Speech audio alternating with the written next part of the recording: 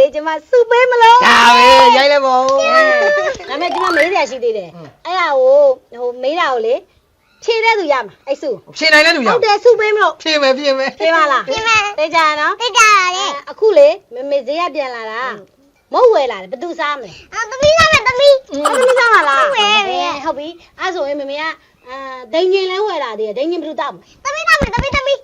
တောက်လိုက်လား သမီးပဲလား ဟုတ်ကဲ့မေ ဟုတ်ပြီအဲ့ဆိုရင်ဝေစာလှလှလေးလဲဝယ်လာတယ်ဆိုတော့ဘသူယူမလဲ သမီးယူမှာသမီး ဟုတ်ပြီအဲ့ဆိုရင်မေကကစားကွင်းကိုလည်းတွားအောင်ပါဘသူလိုက်မလဲ သမီးလိုက်မယ်သမီး သမီးလိုက်မယ် သမီးရ ပြီးတော့